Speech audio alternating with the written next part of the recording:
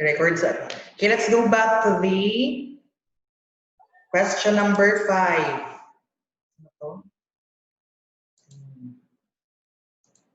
The last question. According to the majority of people in the middle and high income countries, what puts the planet and society at risk? So the next answer is Miss Regine Empes. Miss Empes around.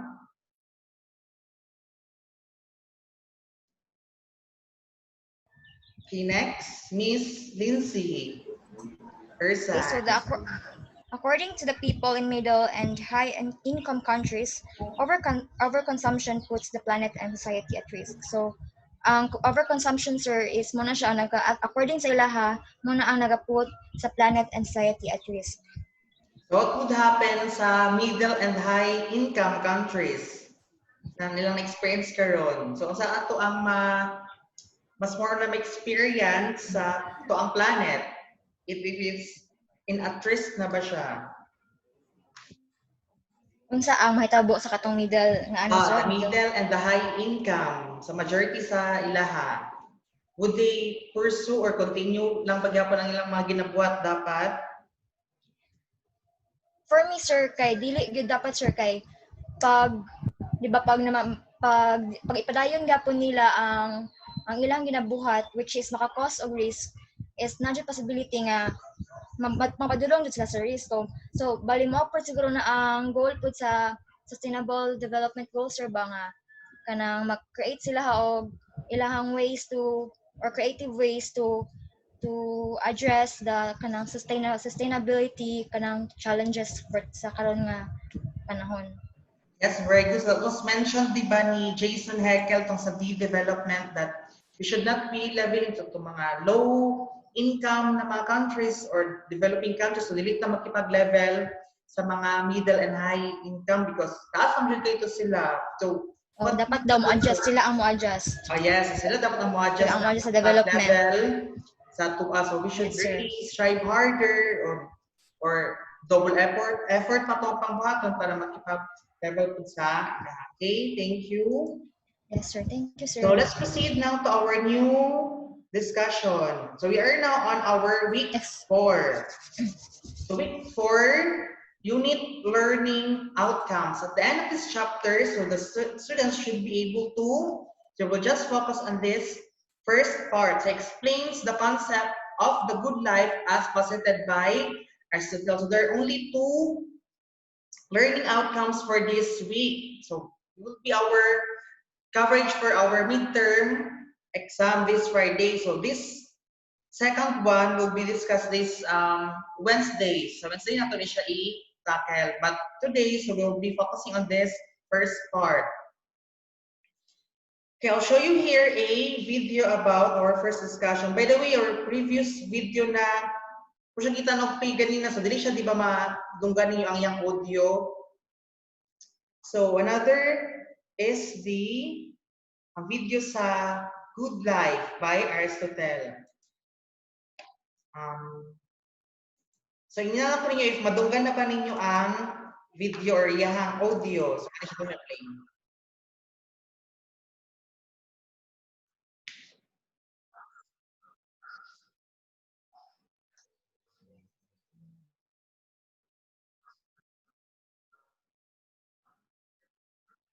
Wala yung audio, sir.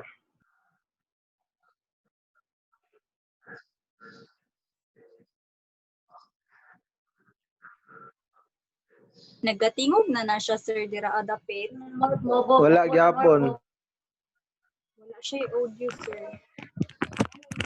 Di madungog, sir. Wala, sir. Sir. Dili madungog, sir. Di madungog, sir.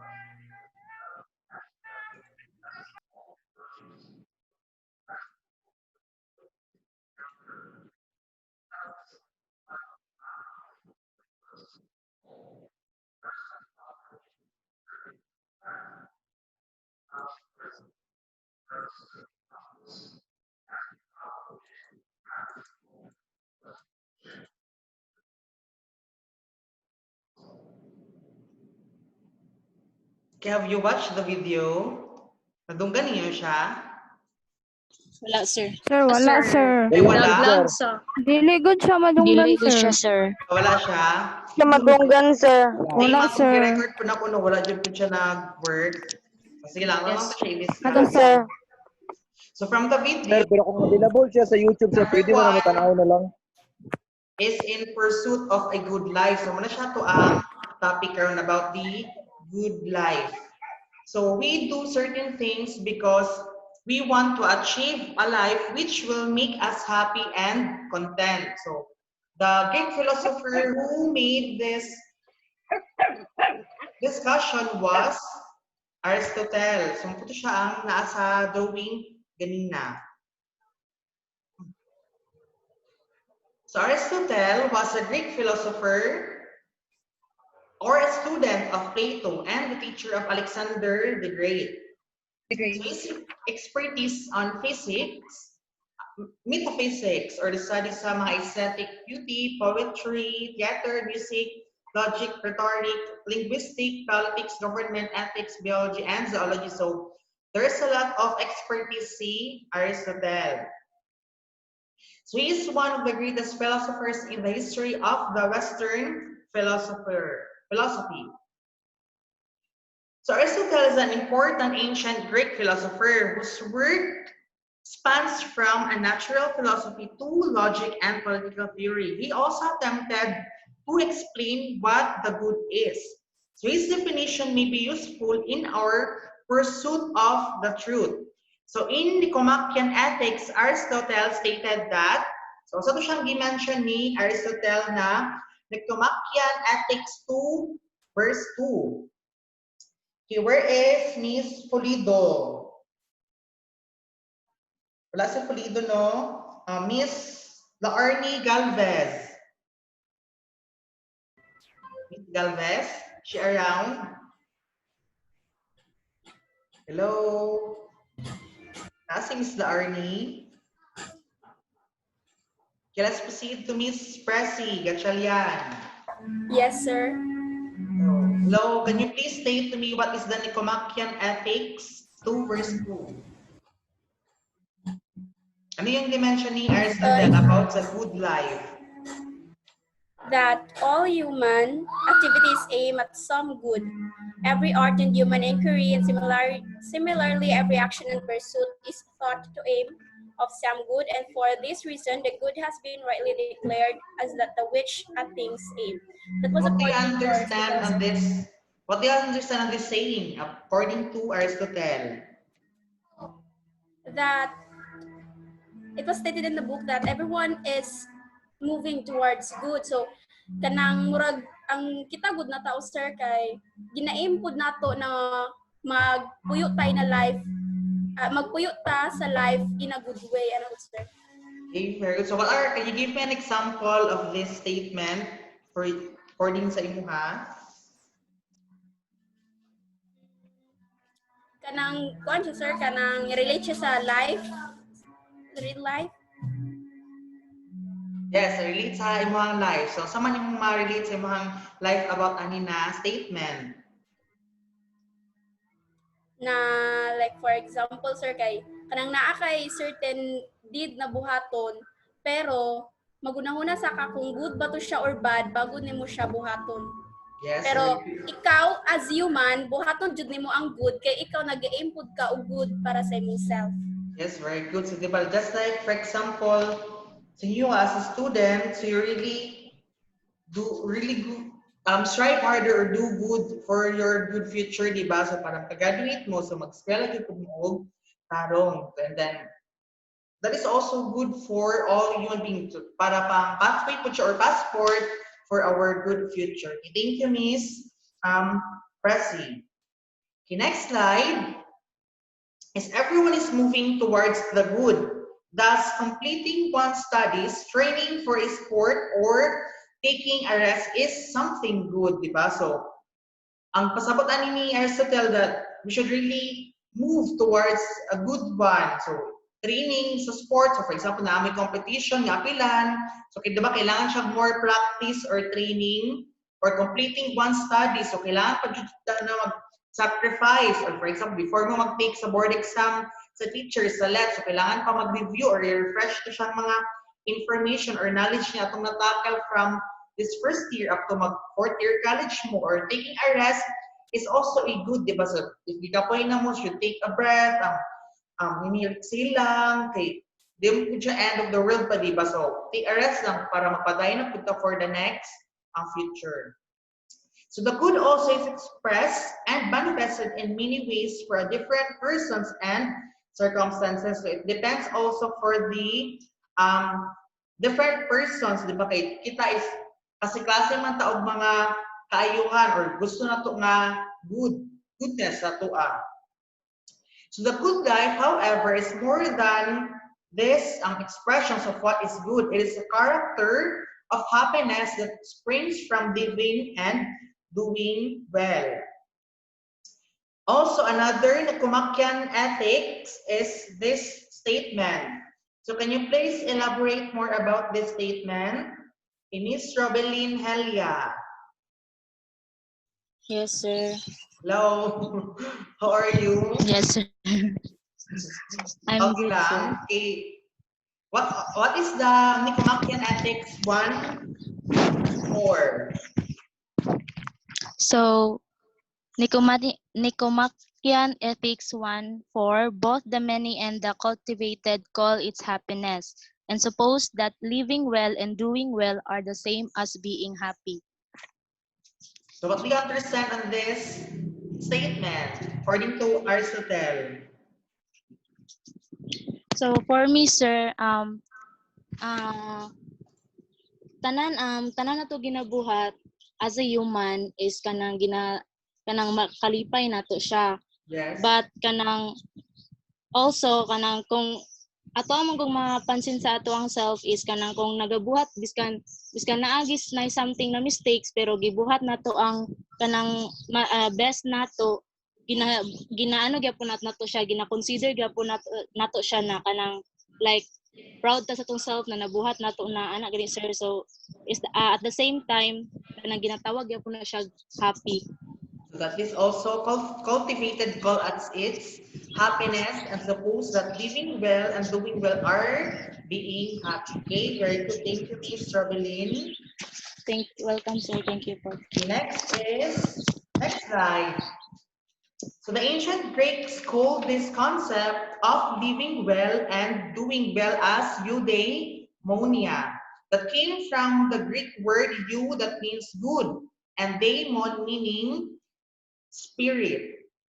So taken together, it generally refers to the good life. It marked by happiness and excellence, and it is a flourishing with meaningful endeavors that empower the human be the best version of himself or herself. So, di ba, as what I've always said to you, or I've always mentioned, that we are truly unique, di ba? So, nag-iisa lang dyan ka diri sa earth or diri sa kalibutan. So, in order to gain your happiness, you just be you, di ba? So, unsa lang dyan ang tinuod niya sa inyo, dili na mo magtago-tago sa inyong mga hidden nga mga personalities or filter ninyo ang inyong mga buhaton. So, para maging happy ta sa itong life, si pagawas, good ko siya daan na itong magpambati. Diba? So, anak according kay Aristotle. So, for example, if one is a student, then he or she acts to be the best version student by studying well and fulfilling the demands of the school. So, if one is an athlete, then he or she strives to be the best version of an athlete by training hard as well as joining and winning in sports and competition. So if kamo is na may skills or talents sa sports, so pwede man po muna dito na lang mag-focus, di ba? So dili ta, every one of us have a unique talent, di ba? Like for example, or ginadaw ko sa sarili, magpa siya, gwapa kay siya. Di ba? Nag-base ako sa tuang physical looks, nga, ano to ang standard sa isa ka tao, but sa tuwa, na yung mga hidden talents, di ba? Ipagawas ko na to siya sa other mga tao, okay, para po, mas ganahan po sila nga, makita ngayon, ano din siya, okay, na siya yung mga talent nga, wala bang kabalo sa una nga, na siya hidden nga, dapat ipagawas sa jupod niya. Okay, furthermore, according to Aristotle, happiness is the ultimate end of human action. It is that which people pursue for its own sake.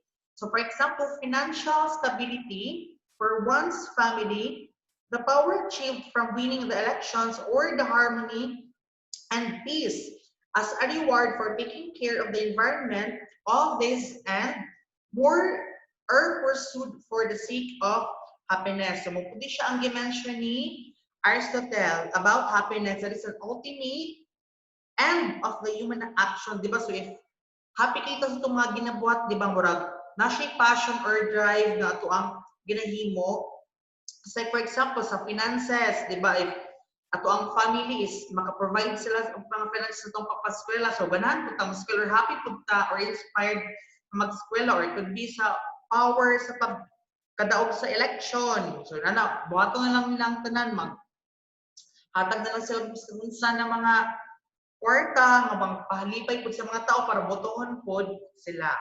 Okay, another statement here that was mentioned in the Nicomachean Ethics 2 verse 7.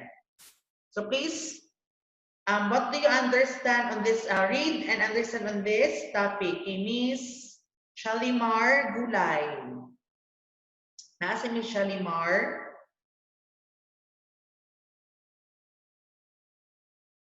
Nan, so let's proceed.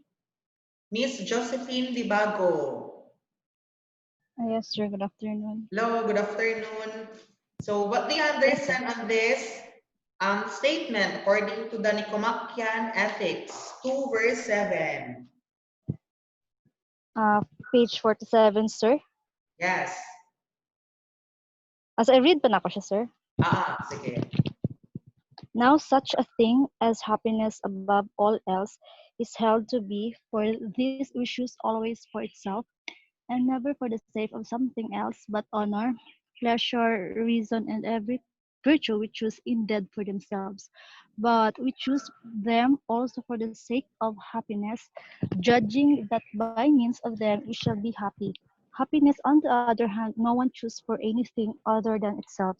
So, in my own understanding, sir, happiness is comes from within, sir. So naa siya sa ato, sir, sa ato ang self, na wala ta naglook sa para sa uban, sir, but para sa ato. So we creating achievements para sa ato ang kaugalingon, and that is the essence of a good life, sir. Or so for you, what is the essence of this good life or happiness para sa imuha? Your own other experiences.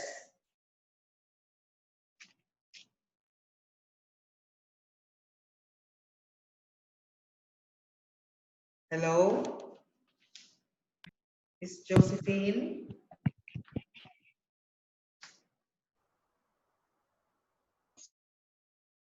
Diyan pa si Miss Josephine?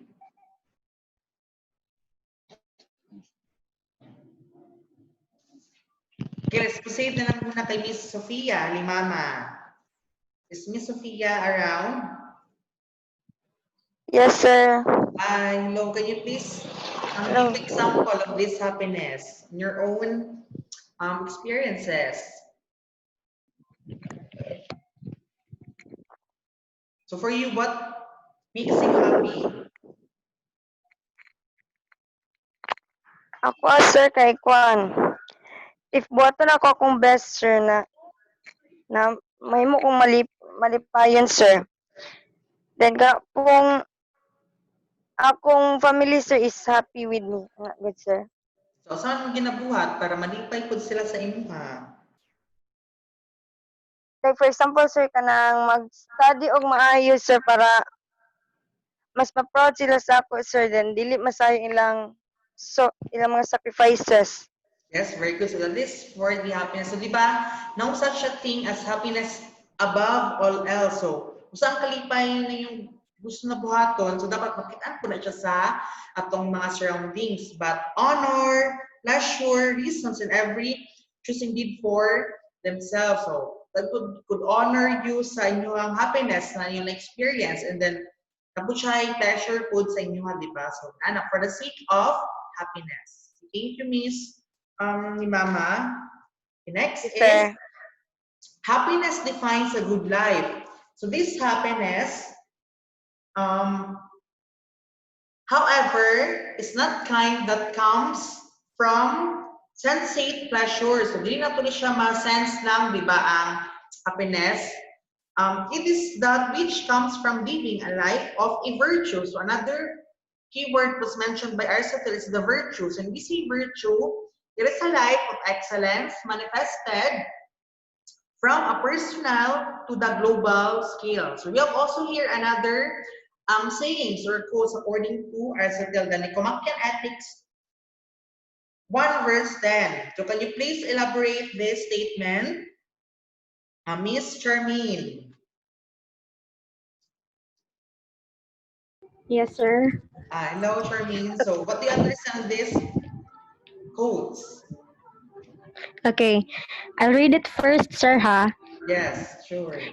It is the activities that express virtue that control happiness, and the contrary activities that control its contrary. This is according to the Nicomachean Ethics, chapter 1, verse 10. So, in my own understanding, happiness is not only bounded, or happiness won't be achieved only sa goal lang nimo. Like, happiness can also be present in the activities or along the process of achieving your goal. For example, when your goal in life is to be successful, it's not kana ang happiness kay dili lang siya dito makuha when you became successful na. Also, you can experience it along the process. For example, kanang mag-study ka, di ba? You'll be happy because you learn some new things na kanang makapa-open sa imong mind. And that is what I think nga happiness also relies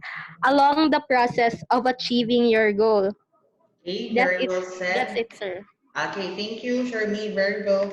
So, moto siya, diba, that it is also in our own activity that we should express it by a virtue that happiness would be experienced.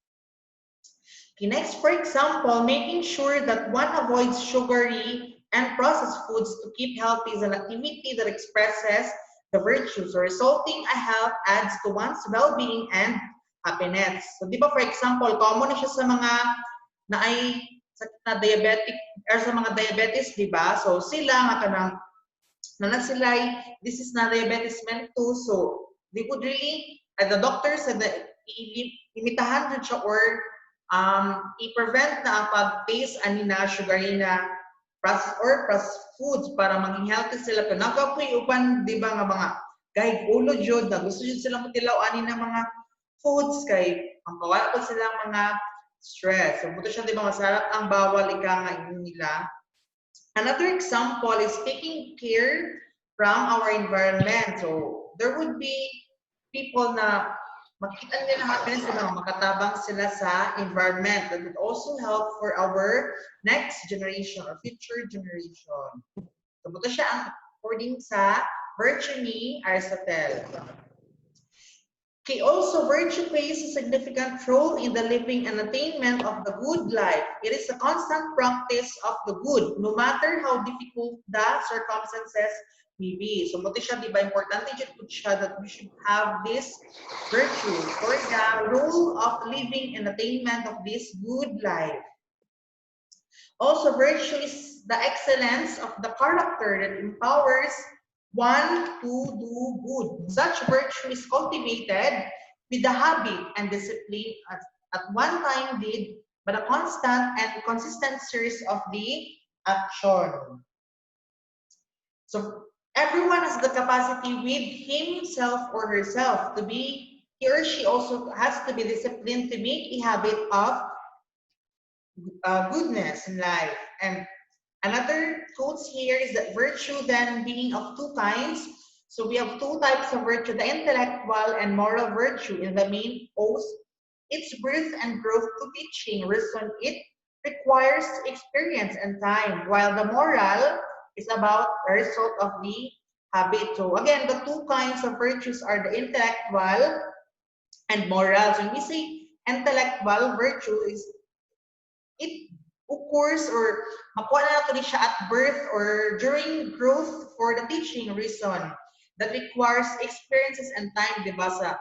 As what they say, or sa tuwa, sa inyong mga future educators, the experience is the best teacher, jud siya, di ba? So, if unsa to mga may experience on the process of learning, so may apply ko na to siya in the next generation or in the future. Meanwhile, the moral virtue is about the result of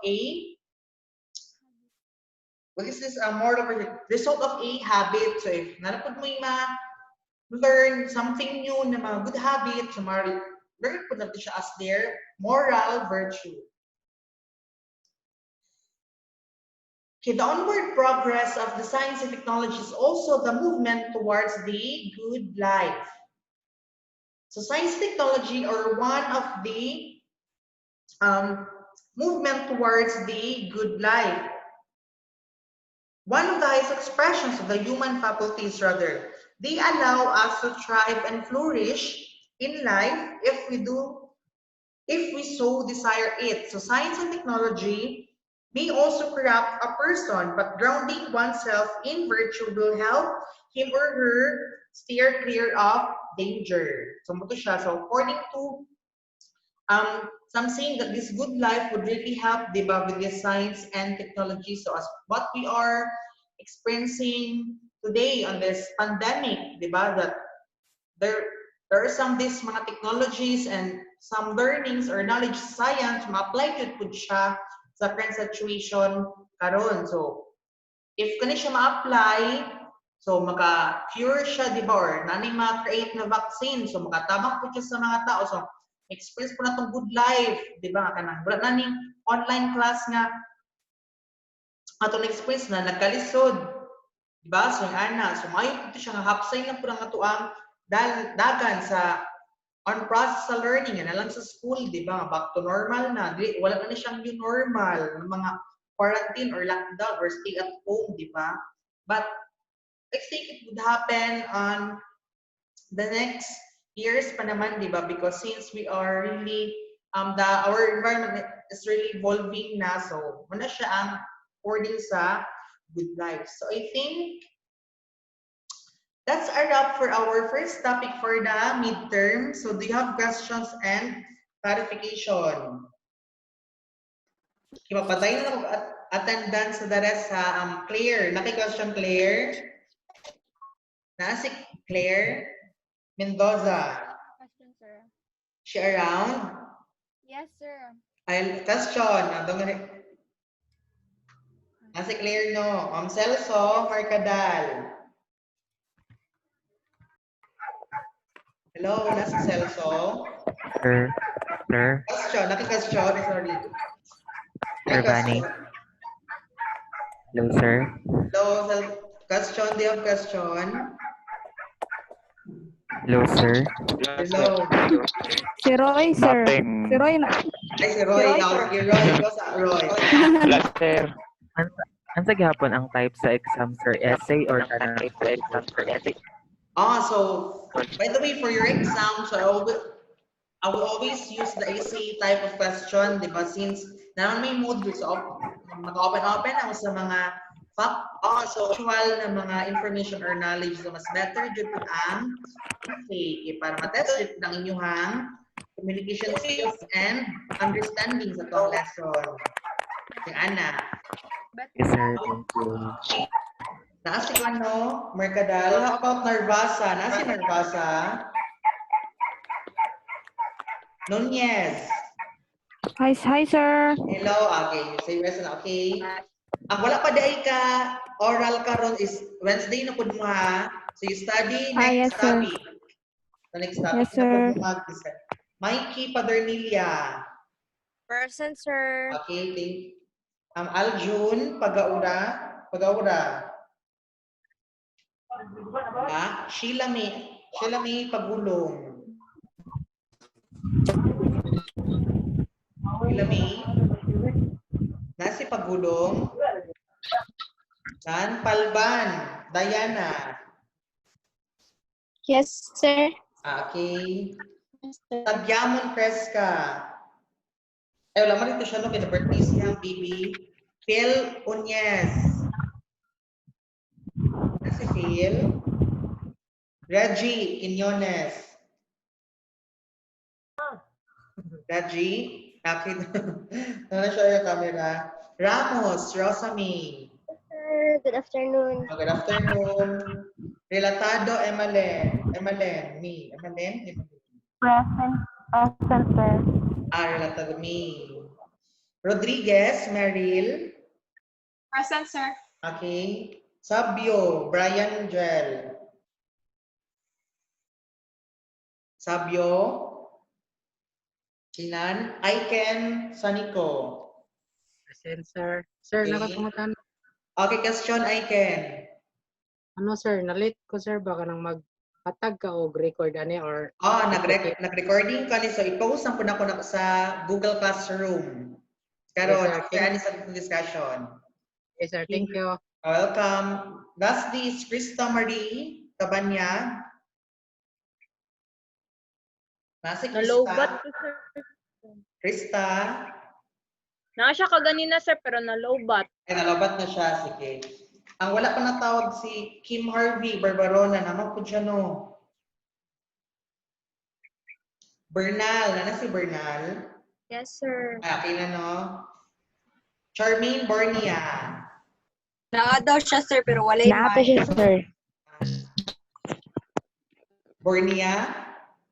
Naa daw siya, sir. Asa siya? Nagkita Naa siya, pero wala daw siya mic. sige. Daw siya mic, sir. Online man siya, no? Oo, sir. Sige. Thank you. Next is Lucy Kabuslay. Nasig Lucy. Ganina, nato si Lucy ganina, no? Online ba po si Lucy? Nag-listen siya sulod ganina, sir. Pero naman siya ganina, naka-online mo po siya, no? Yes, sir. Abigail. Naa to siya, sir. Dapat ganina si Kama. Bago Griani. Present, sir. Okay. Empis Regine. Na siya, sir. Nagpilit-pilit daw siya, sir. Naka-online po siya, no? Gulay, Shalimar.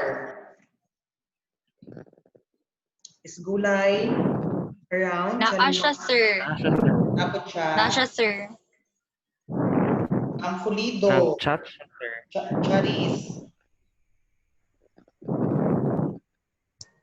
Charis Fulido na Galvez, Laarni. Nampot si Laarni, no? Naa, sir. Tapos. Okay, I think sir. ay, napadi ko lang natin gas. No, mani sa nervous sa pag-aura. Wala na sa... So, do you have questions and clarification? Nakoy pangutana, sir. Okay, Jonaline, question. Kanang katong sa record bitong ni mga assignment, sir. Kasi po ato na itong na-read, sir, tapos nakapasa man mi, sir. Wala po mi nag-attempt po ikaduhang answer, pero na-missing nung jud ang amo ang work, sir. Naka-private comment. Ayaw katong sa comment? Katong sa quiz sa Google Classroom, no? Assignment, sir, katong Easy? assignment. Basta naka-private comment siya, sir. Wala siya naka-class comment. Ay, private comment na niyo sa kuha. Yes, sir. Sige, makita naman ako to na. Dagan mo kayo ko ang email. Makita na kaysa itong mga nag-private comment. So, check na ako dito usab. Ay, makita, gihapon na naman, sir. Sige. Makita na ako sa...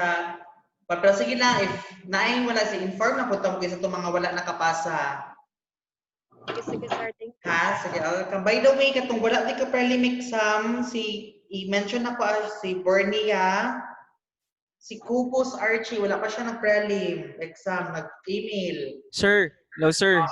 Oo. Naka-prelim exam ko sir. Napasa na ko si mga sir. Nag-send ka? Sa Kanos Gmail. Adam? Oh, sa Gmail. Sa Gmail. Katong sa Gmail ata to niya. Basta na late ko ba ang subject nga gibutan dito kay prelim exam. Sige, check na ko usab to. Or i-PM na lang ko usab sa akong Gmail. Ha? Okay, sige sir. Sige. Pulido ko, dala pa po niya siya kay exam isa pa ni Pressy, Gatchalian. Si Pressy, naka-exam na si Pressy. Yes, sir. Na-exam na po ka. Sige, check na po na ko balik imang Gmail gang ha. Sir, mao to kay Gladja nga sir. Ha? Reggie? Question? Mo to exam sir no? Itong prelim exam ninyo. Itong Gmail, gisend niyo sa kuwang Gmail. Okay sir. Si Narvasa po, dala pa po siya kay exam. Katulang wala pa kay exam sa kuha sa prelim, kung wala pa nabasahan. Ang rest okay na, na-checkan na nakuha inyo. Sir. Ang imuhang email, di ba, is Giovanni Glenn Aliawan, sir? Katong Pero imuhang single name. N ha, kay single biya ko. Okay. Giovanni single N. Tapos ako ang Glee is double E. Then wala, isa lang dyan ka N na kuwata Sir, wa may kasaga. Okay. Kung ka na malis akong pangalan kay double N, ilahang Glenn sa kuha. Dili ka usual na Glenn. Dapat Glenn, double E dapat siya. Sa katugyatag na ko sa ato ang group chat. Ha? Sige sir. Amo na lang